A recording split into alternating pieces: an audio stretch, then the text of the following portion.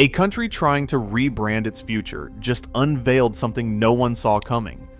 A $1 billion stadium in the sky, suspended 350 meters in the air, meant to be seen by the world, not just by a crowd. With the 2034 World Cup looming and Saudi Arabia's vision. 2030 ambitions on the line, the stadium in the sky is more than architecture. It is a test of engineering limits and national resolve. But is this gravity-defying icon a turning point, or just the most expensive illusion ever attempted? Vision 2030 stands at the heart of Saudi Arabia's transformation, setting the stage for a nation eager to move beyond oil. The plan, championed by Crown Prince Mohammed bin Salman, lays out an economic blueprint that leans heavily on tourism, entertainment, and global sports. The Public Investment Fund, PIF, serves as the financial engine, channeling billions into gigaprojects such as NEOM, Qiddiya, and the Red Sea resorts. Each is designed as a magnet for visitors and investors, with the aim of drawing 100 million tourists a year by the end of the decade. Major events are the currency of this new identity. In the past year alone, Saudi Arabia hosted over 100 international spectacles, including Formula One in Jeddah, Live Golf on the Red Sea, heavyweight boxing in Riyadh, and the sprawling Riyadh Season Festival. These are not just entertainment, they are test runs for a future where the kingdom becomes a global destination. The 2034 FIFA World Cup is already secured, and it is the centerpiece. 15 stadiums are planned across the country, but the NEOM Sky Stadium is meant to stand above them all, both literally and symbolically. For the Public Investment Fund, deadlines are not just about construction, they are about credibility. The clock is ticking, with the World Cup and Vision 2030 targets converging. In this race, headline-grabbing architecture is not only encouraged, it is required. The stadium in the sky is more than a venue. It is a statement. It is a signal that Saudi Arabia intends to be seen, remembered, and visited, not just for oil, but for ambition and spectacle on a global scale. The NEOM Sky Stadium breaks every rule of stadium design that came before it. Instead of anchoring itself to the ground, the arena is planned to float 350 meters above the desert, embedded within the mirrored walls of the line. The concept is simple but radical.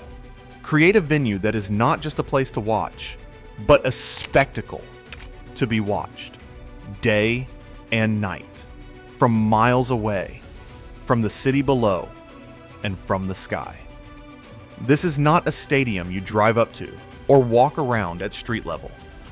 Spectators would arrive by high-speed electric pods and elevators, bypassing the chaos and sprawl of parking lots and traffic jams. The journey itself becomes part of the experience, whisking fans directly into the stadium's heart, far above the city's movement. From inside, the view is as much the event as the match itself. Every seat is perched high above the landscape, with sweeping vistas across the desert and the linear city stretching to the horizon. The stadium is designed to be a permanent landmark, its illuminated shell visible for kilometers, a beacon in the night. Unlike traditional venues that fade into the city's fabric between events, this arena is meant to be seen at all times, an icon that draws attention whether it is hosting a World Cup match or standing silent above the sand. The architecture is more than just a statement of style. By lifting the crowd above the city, the design changes how people interact with both the event and the urban environment. The stadium's presence in the sky is a promise that Saudi Arabia wants to be noticed, not just as a host for global sports, but as a place where the impossible is attempted. Yet with each meter above the ground, new questions arise about how such a structure can be built and what it will take to keep it standing. Wind at 350 meters is an entirely different opponent than at ground level. Up here, the stadium's shell faces pressures that can reach 1 to 1.5 kilopascals during peak gusts. Forces more typical of a skyscraper's upper floors than any sports venue. It is not just about holding steady, it is about resisting the invisible hand that wants to twist, shake, and even vibrate the entire structure. Engineers know that a crowd of 46,000 can become a living, moving force. When tens of thousands jump or chant in unison, the resulting vibration can align with the building's natural frequencies, a phenomenon that has caused discomfort and, in rare cases, structural trouble in stadiums half this size and nowhere near this height. To counter these risks, the design almost certainly calls for tuned mass dampers, giant, precisely calibrated weights, sometimes hundreds of tons, suspended within the structure. Their job is to move out of phase with the building, absorbing and dissipating the energy from both wind and crowds. The goal is to keep the main vibration modes well above the danger zone, targeting frequencies above 6 Hz for the stands and above 3 Hz for any lateral sway. These measures are not optional extras. They are mandatory for comfort and safety in a stadium that sits higher than nearly every roof in the region. Every calculation, every simulation, is a battle against forces that cannot be seen but can never be ignored. Constructing a stadium 350 meters above the desert floor demands a structural approach more common to bridge engineering than to traditional sports venues. Instead of a foundation rooted in soil, every ton of live load, including fans, equipment, and the bowl itself, must be transferred laterally into the line's superstructure.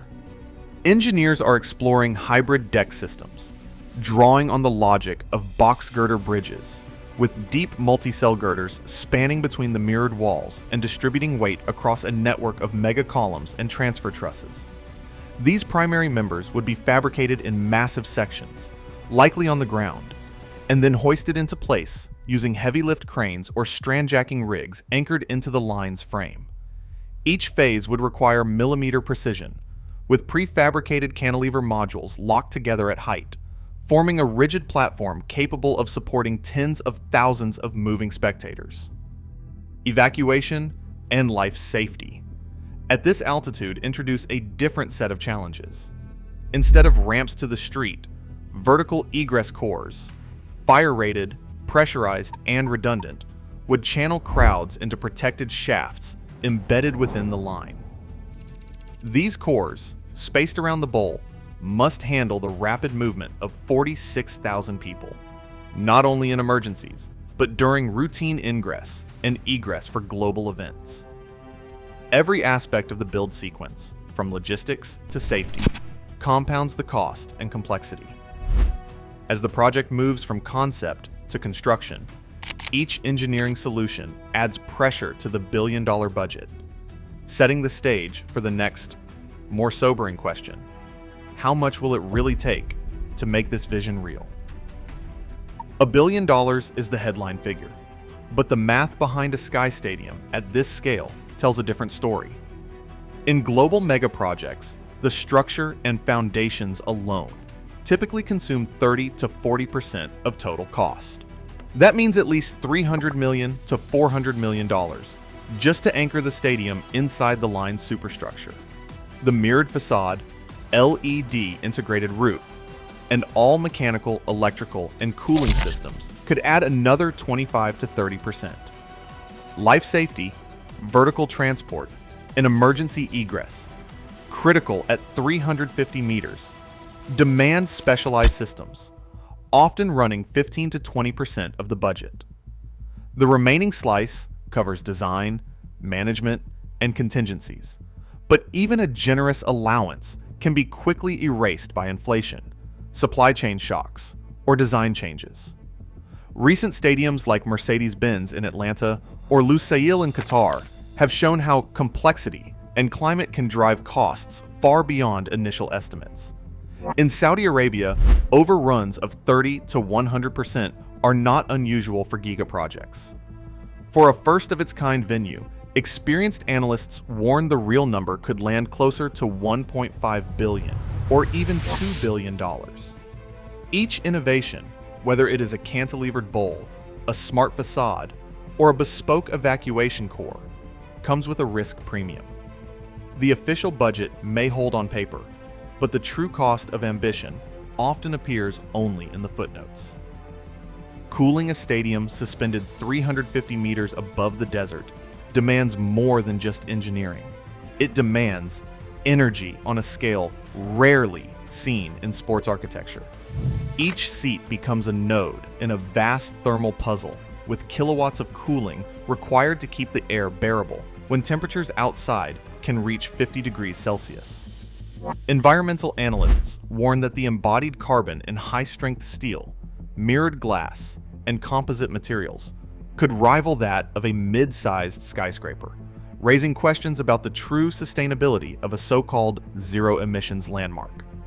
The official promise is full renewable operation, but skeptics point to the scale of energy storage and backup systems needed to keep the venue running during peak events. Labor, too, sits at the heart of the debate. Building at height, in remote desert conditions, with tight deadlines and global attention, amplifies risks for the thousands of workers who will assemble, weld, and finish the structure. Past megaprojects in the region have faced scrutiny over heat stress, safety standards, and migrant labor conditions. NEOM's leadership claims reforms and oversight, but the sheer complexity of the site means every stage will test those assurances. Global precedent offers a warning and a challenge. Dubai's Burj Khalifa became a magnet for tourism and investment. Its success measured in millions of visitors and billions in revenue. Jeddah Tower, by contrast, stands unfinished, a monument to ambition outpacing reality. The NEOM Sky Stadium faces three futures: as a new icon that redefines what is possible, as a compromised vision that delivers spectacle but not the full promise, or as an unfinished structure cited as a cautionary tale. In the end, the world will be watching, not just to see if the stadium can be built, but to see what it truly costs to chase a dream into the sky.